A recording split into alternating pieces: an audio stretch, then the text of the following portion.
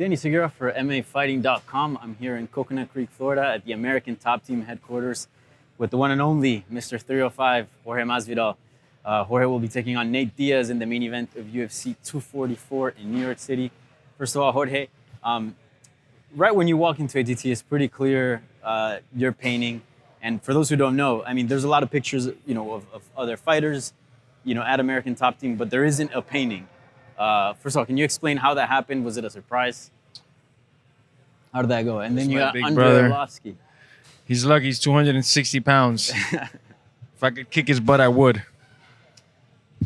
Man, it's just humbling to see that, how that came about. The artist that drew that is a super talented individual and happened to draw it. And Dan Lambert, the owner of American Top Team, saw the painting and thought of he'd have him come out and paint it, and so they arranged it. Dan called him and did it. Didn't tell me nothing till it was already like the plan was in motion. The guy was already coming here, and I didn't even know when he was coming. Then one day I walked in, he was already like filming that and stuff, so it was pretty bananas. It's super humbling in this place, to stand out like that amongst all these great athletes, fighters, and competitors. It's amazing. It definitely looks cool. And I've talked to you already for a while, since like 2015. I've interviewed you, and you've always been an OG. You've always been, the same guy that you are now. And then in this trash talking era, we've seen, I don't need to name drop, but we've seen some people take on certain, certain acts or certain, charismas or whatever.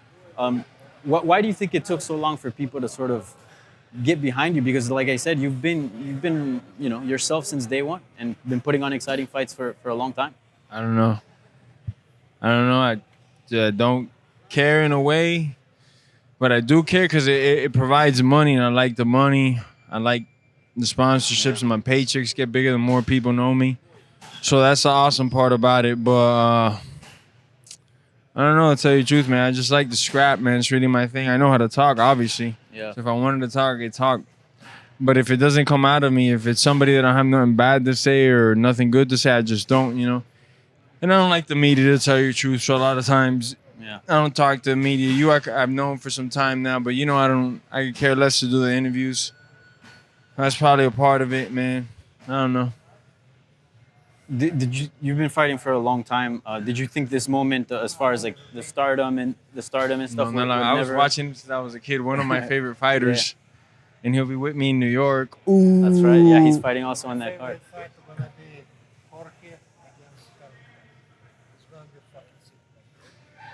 Yeah. He knows that's gonna be his favorite fight because he knows I'm gonna fucking kill that guy. Yeah. I'm gonna end that guy. And I asked you this in Mexico, but it was in Spanish, and I feel like the American audience didn't get it. For the first time in a bit, you're fighting someone, Nate Diaz, that you don't really have to go back and forth with. So how has this training camp been as far as that, like not having to worry about, what's being said and all that? I mean, it's cool. If somebody's saying something or not, it doesn't really matter to me. I like the scrap, If they're talking crap, it's just a little bit more motivation. I got all the motivation I need with Nate. We're the headlining main event MSG, the biggest fight of the year. One of the most anticipated in a long time. And we're gonna get after it, man. I'm gonna give it my all to separate myself from the pack once again and finish Nate. I don't want to go to decision because those things don't go my way. So all I'm going for is the finish. All he's going for is the finish. It's easy to tune in.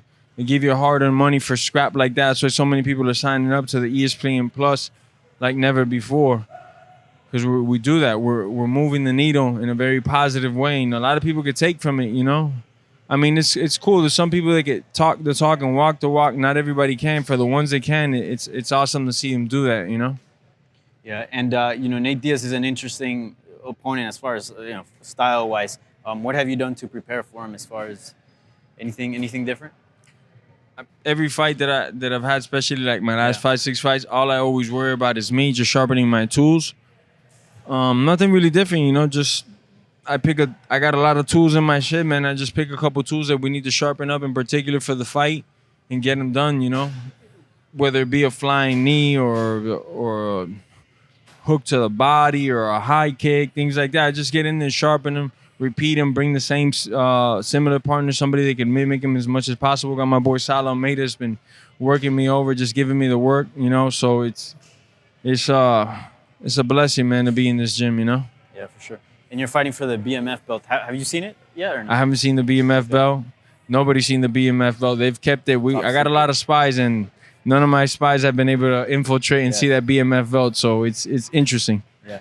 And what's it like to fight for something like that? Because I've, you know, the media has asked already a lot of fighters like, oh, what do you think about the BMF belt? And most fighters are pretty stoked about it. And, you know, it's certainly different than the, you know, title at welterweight. Well, I'll say this much. Obviously, it's an honor that the first BMF belt ever, I'm competing for it. And my counterpart is also somebody that I would consider BMF. You know, so it's, man, I think it's amazing, bro. It's truly a humbling experience. But I won't be complete till I get all the belts. And I mean that. Whatever belt there is out there, I'm going to go and get it. Except the pretend one. Except the one that Intercontinental belt that the guy with the MAGA hat that's always wearing, that he's parading, that Dana White took it from him. And the guy that he beat, he's been beaten numerous times in my division. So I don't know why he's parading around with that belt, like if that belt means something. That's the only belt that's fugazi. But all the other belts, you know, the belt that Woodley used to have, that belt, I want that belt. I want all the belts. There's not going to be no question of who's the baddest man in the land at my weight. I'm going to make sure I decapitate, baptize, and bury all these individuals, man, especially the pretenders, man. There's a lot of pretenders in my division like never before, you know. People that just talk about separating people from consciousness. They've never done it. Maybe they got one in their fight and it was like a TKO stoppage or something. And I don't mean people think it the wrong way when I say like crotch sniffers and things like that. They think I'm going against grapplers. No, I love grappling. I love wrestling. The reason I do MMA is because I love wrestling. But I like guys like Matt Hughes. You know, he should take you down and beat the piss out of you. That's what I love to see. You know, Mark Coleman, when there was headbutts, just mean guys are just trying to beat the piss out of you, break your will, take you down, and then when they get in the position, hurt you, you know? It's the reason why I like Khabib. Khabib takes people down, and he's punching them in the face, and he's trying to submit them, and he's talking shit to him at the time you're supposed to talk shit during the fight. Those are the things that I like. So people think because I say crotch sniffing and things like that I don't like grappling or I don't respect it. I love the shit out of wrestling. If you're a wrestler, use your wrestling. Take the guy down, then elbow him. Separate yourself from the pack punch. But these other individuals that are fighting for belts that are just literally hugging, nobody's paying to see hugging. You know, you guys are cowards, man. You've gotten really good at that one thing of just getting strong, holding somebody up against the cage or in a little weird position where it's, you know, not the back mount or not the full mount, and just like hold the guy there and stall as much as you can and not produce entertainment and then talk shit. That's why these guys got to talk so much, dress so loud, you know. What's his name? The guy that says he's from Africa that has to wear all this fancy clothing and stuff and talk so damn much. Fight, man. Fight when you get in there. You got a chance December 14th to shut me the fuck up and go out there and fight and throw hands and get in good positions and fucking separate yourself from the pack.